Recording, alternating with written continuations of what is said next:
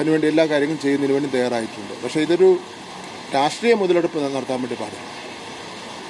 ഉദാഹരണം,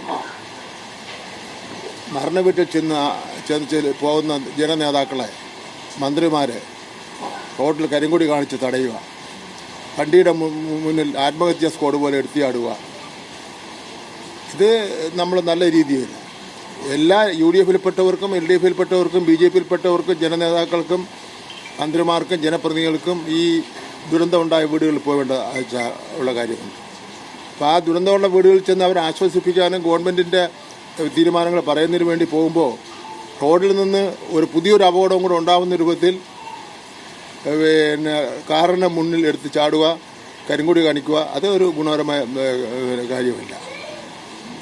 അപ്പോൾ അത് ഇപ്പോൾ അവരാരും പ്രഖ്യാപിച്ചിട്ടില്ലല്ലോ. ഈ കരിങ്കൊടി കാണിക്കാനും തടയാനും വന്നവരാരും ഈ കുടുംബത്തെ സഹായിക്കുന്നതിന് വേണ്ടി ഒരു പ്രഖ്യാപനം നടത്തിയിട്ടില്ലല്ലോ. ഇപ്പോൾ KSTA അധ്യാപക സഹകരണ 10 ലക്ഷം രൂപ കൊടുക്കുമെന്ന് പറഞ്ഞു. അതേപോലെ തന്നെ ഇലക്ട്രിസിറ്റി ബോർഡ് 5 ലക്ഷം രൂപ കൈമാറി കഴിഞ്ഞു. വിദ്യാഭ്യാസ വകുപ്പ് ഏതാണ്ട് ഒരു 20 ലക്ഷം രൂപയ്ക്ക് താഴെയുള്ള കെട്ടിടം വെച്ച് കൊടുക്കാനാണ് ഞങ്ങൾ ഉദ്ദേശിക്കുന്നത്. പിന്നെ അതുപോലെ തന്നെ ഒരു അത്യാവശ്യ പോക്കറ്റ് മണി എന്നുള്ള നിലയിൽ ഉടനെ തന്നെ ഒരു 3 ലക്ഷം രൂപ ഗവൺമെൻറ് കൊടുക്കുകയാണ് ആ കുട്ടിയുടെ അത്യാവശ്യ കാര്യങ്ങൾക്ക് വേണ്ടി. ഇത് കൂടാതെ അവൻ്റെ വിദ്യാഭ്യാസവുമായി ബന്ധപ്പെട്ടുള്ള എന്തെങ്കിലും സാമ്പത്തിക ബാധ്യത ഉണ്ടെങ്കിൽ അത് ഒഴിവാക്കാൻ വേണ്ടിയുള്ള തീരുമാനം എടുത്തിരിക്കുകയാണ്. ഇത്തരം തീരുമാനങ്ങൾ 48 മണിക്കൂറിനുള്ളിൽ ഏത് കാലഘട്ടത്തിൽ എടുത്തിട്ടുണ്ട്? 48 മണിക്കൂറിനുള്ളിൽ അന്വേഷണം നടത്തി ഉണ്ടായ കാര്യങ്ങളുടെ മേൽ പരിഹാരം കാണുന്നതിന് വേണ്ടിയുള്ള പരിശ്രമം ഏത് കാലഘട്ടത്തിലാണ് നടന്നിട്ടുള്ളത്? ഒരു കാലഘട്ടത്തിലും നടന്നിട്ടില്ല. അപ്പോൾ അതുകൊണ്ട് അതിനെ അപ്രിഷ്യേറ്റ് ചെയ്യുന്നതിന് പകരം വിദ്യാഭ്യാസ മന്ത്രിയും ധനകാര്യ വകുപ്പ് മന്ത്രിയും അതേപോലുള്ള നേതാക്കന്മാർ ചെല്ലുമ്പോൾ ഒളിച്ചിരുന്ന് ചാടിയിരുന്ന് കരിങ്കൊടി, എന്തിനാണ് കരിങ്കൊടി ഞങ്ങൾക്കെതിരെ കാണിക്കുന്നത്? ഇത്രയും ദിവസമായല്ലോ ഈ കരിങ്കൊടി കാണിക്കുന്നവർ 1 രൂപ സഹായിക്കാമെന്ന് പ്രഖ്യാപിച്ചിട്ടുണ്ടോ? കരിങ്കൊടി കാണിക്കലാണോ സഹായം എന്ന് പറയുന്നത്? അവിടെ വരുന്ന നേതാക്കന്മാരെ തിരിച്ച് അവിടെ ലാത്തി ചാർജ്. ഞങ്ങൾ യഥാർത്ഥത്തിൽ ആദ്യ ദിവസം ഞാൻ പോകാത്തത് ഒരു സംഘർഷം ഞാനായിട്ട് ഉണ്ടാക്കേണ്ടതെന്ന് ഉദ്ദേശിച്ചാണ് പോകാത്തത്.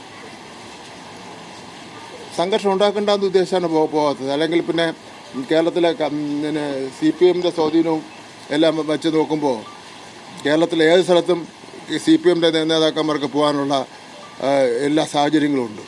അതൊന്നും ആരും ചെറുക്കാനും പോകുന്നില്ല, ആരും തടുക്കാനും പോകില്ല. ചെറുത്താലും തടുത്താലും അതിനെ അതിജീവിച്ച് പോകാനുള്ള ശേഷിയൊക്കെ കമ്മ്യൂണിസ്റ്റ് പാർട്ടി ഓഫ് ഇന്ത്യ, മാർക്സിസ്റ്റിനും ഇടതുപക്ഷ ജനാധിപത്യ പ്രസ്ഥാനത്തിനും ഉണ്ട്.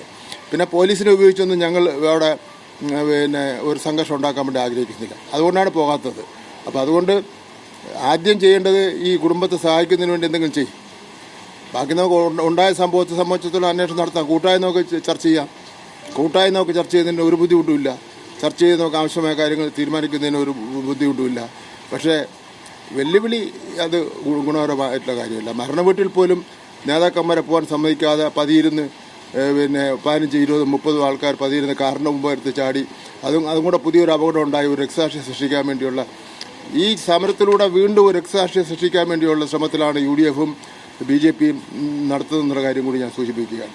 കാരണം ഇനി വരാൻ പോകുന്ന തെരഞ്ഞെടുപ്പിൽ ഇത്തരം കാര്യങ്ങൾ ലൈവായിട്ട് അവർക്ക് നിർത്തണം. അല്ല ഇത്രയും ചെയ്ത നല്ല കാര്യങ്ങളെ സംബന്ധിച്ചിടത്തോളം ഒരു വാക്ക് പറഞ്ഞില്ലല്ലോ. അപ്പോൾ അതൊന്നും വെച്ച് നമ്മളോട് നിലപാട് സ്വീകരിക്കുന്നത് ഒട്ടും ശരിയല്ല എന്നുള്ള കാര്യം പറയാൻ ഞാൻ ആഗ്രഹിക്കുകയാണ്. കാസർഗോഡ് ഒരു വാർത്ത വന്നിട്ടുണ്ട്. ഒരു 7ാം ക്ലാസ് വിദ്യാർത്ഥിയെ അധ്യാപിക മർദ്ദിച്ചു. അധ്യാപിക 4 പേർ ചേർന്നാണ് മർദ്ദിച്ചത്. സ്റ്റാഫ് റൂമിലേക്ക് വിളിച്ചു വെച്ച് മർദ്ദിച്ചു എന്നാണ് പറഞ്ഞത്. പോലീസിലും ചൈൽഡ് ലൈനിലും പരാതി കൊടുത്തിട്ടുണ്ട്. ശ്രദ്ധയിൽപ്പെട്ടിരുന്നോ? 47 ലക്ഷം വിദ്യാർത്ഥികൾ കേരളത്തിൽ പഠിക്കുക. ചെറുതുമരുതുമായിട്ടുള്ള ഇത്തരം പ്രശ്നങ്ങളാകെ തന്നെ ഉണ്ടാവും.